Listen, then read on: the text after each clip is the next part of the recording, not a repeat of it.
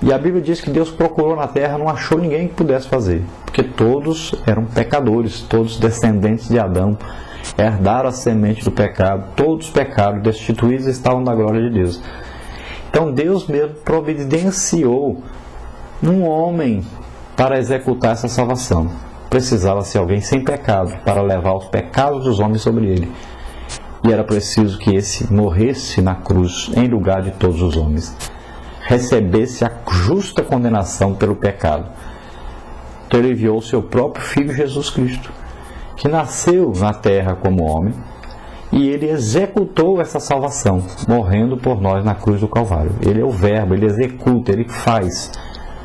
Então, por exemplo, quando Deus, no princípio, lá em Gênesis, quando Deus olhou a terra sem forma e vazia, e quando ele diz, haja luz, então ele idealizou a luz, ele viu a luz. Deus não enxerga aí caos, Deus não enxerga problemas, ele enxerga a solução.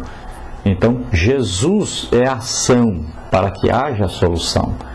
Então Jesus é que fez a luz.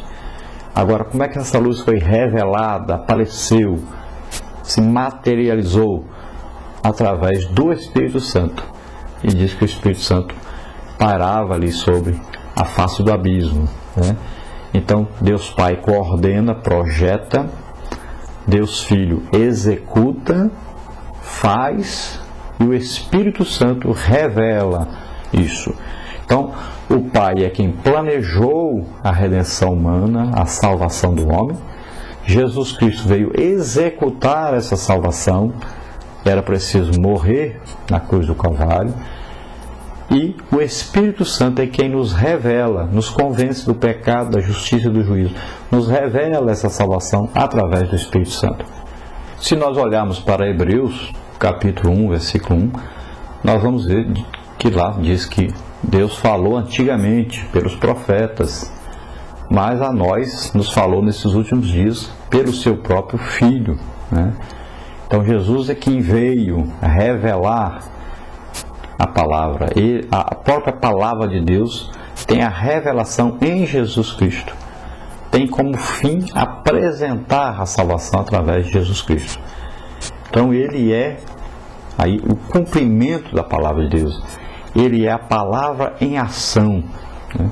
É a própria salvação, a vida eterna, Jesus Cristo. No relacionamento entre o Verbo e o mundo, diz que foi por intermédio de Cristo que Deus criou o mundo e também sustenta esse mundo.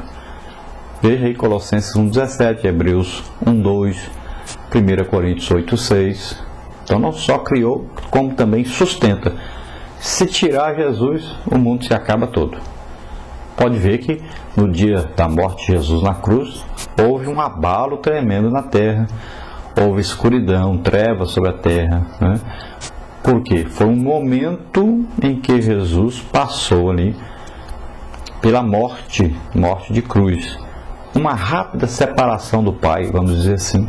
E veja só que Jesus continuava sendo Deus. Deus não morre nunca. Mas Jesus, como homem, naquele momento morreu.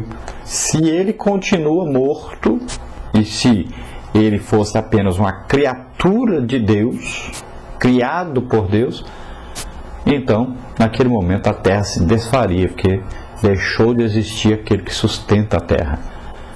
Isso é uma grande prova de que Jesus é Deus. Se ele não fosse Deus, a terra se acabaria, porque ele próprio que sustenta. A Bíblia diz isso, declara isso. Ele quem sustenta todas as coisas. Então ele nunca deixou de ser Deus. Cristo deixou o céu, né, e experimentou a condição de vida e do ambiente humano ao entrar no mundo pela porta do nascimento humano aqui na terra. Porta do nascimento físico. Como Jesus nasceu? Como o homem nasce, filho de uma mulher. Por isso em João 10 está escrito que aquele que entra no curral pela porta, né, esse é o bom pastor, o Salvador. Esses ovelhas ouve a sua voz e segue. Aquele que entra por outra porta é ladrão salteador, veio matar, roubar e destruir, que é Satanás. Veja, os dois saíram do céu. Satanás veio do céu, Jesus veio do céu. Só que Satanás entrou por outra porta, ou seja, foi expulso, caiu aqui na terra. Não nasceu filho de mulher nenhuma. Já Jesus veio e nasceu como homem, entrou pela porta correta, entrou pela porta. A porta de entrada na terra é através do nascimento físico, nascer filho de uma mulher. Então esse é que é Jesus, o nosso Salvador. Ele nasceu como homem na terra. Aí diz que no princípio ele estava com Deus. Então Cristo não foi criado, ele é eterno, sempre esteve em comunhão amorosa com o Pai e com o Espírito Santo. Veja aí Marcos 1,11 falando sobre isso. Então diz também que a vida, que Jesus é a vida, é a luz dos homens.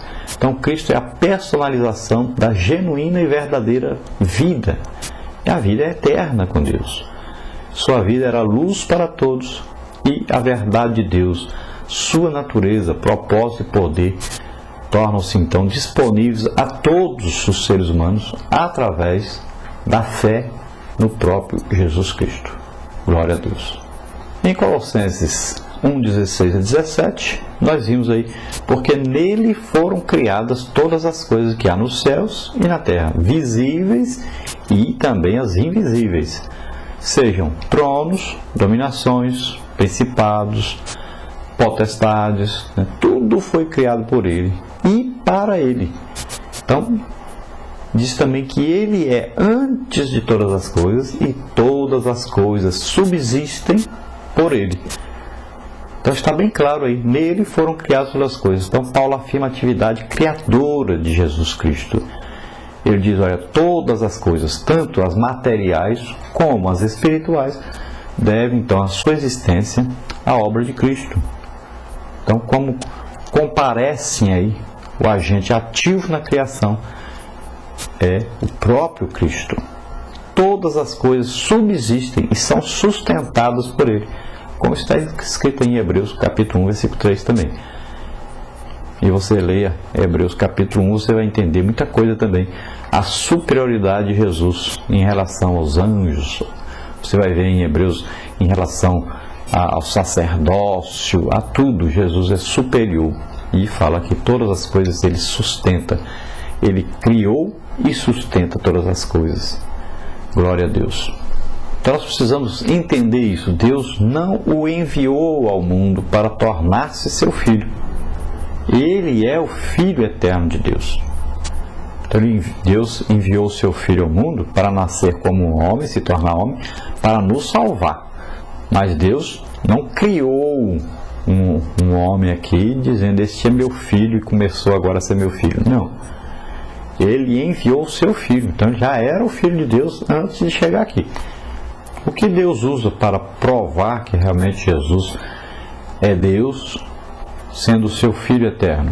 Então ele revela através das obras e das palavras de Jesus. Qual outro poderia morrer numa cruz e depois ressuscitar?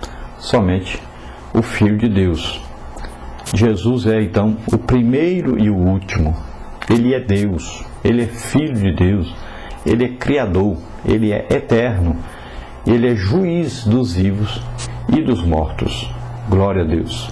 Nós podemos ver em João capítulo 1, versículo 14, que diz que o Verbo se fez carne e habitou entre nós e vimos a sua glória como a glória do unigênito do Pai, cheio de graça e de verdade. Então Jesus, quando entrou aqui na terra, na forma humana, ele era o único Filho de Deus aqui. Portanto, aí também como Filho unigênito.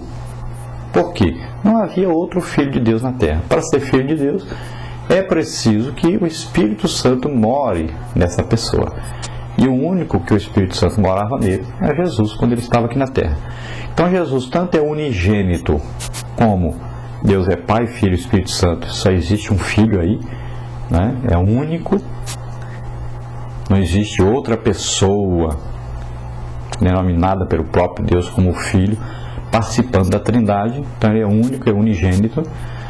E também quando Deus o introduz no mundo, como está escrito em Hebreus, quando Deus coloca Jesus aqui no mundo como homem, ele é o único Filho de Deus na terra, o único que não pecou, o único que foi concebido pelo Espírito Santo, único que é filho realmente legítimo de Deus. É unigênito, então. Agora, enquanto estavam ali, chegou o tempo, né?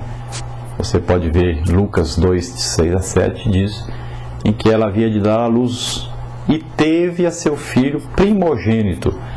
Envolveu em faixas e o deitou em uma manjedoura, porque não havia lugar para eles na estalagem. Então vamos ver agora a palavra primogênito. Então, essa palavra é aplicada a Jesus como primeiro Filho de Deus, eterno Filho de Deus, mas também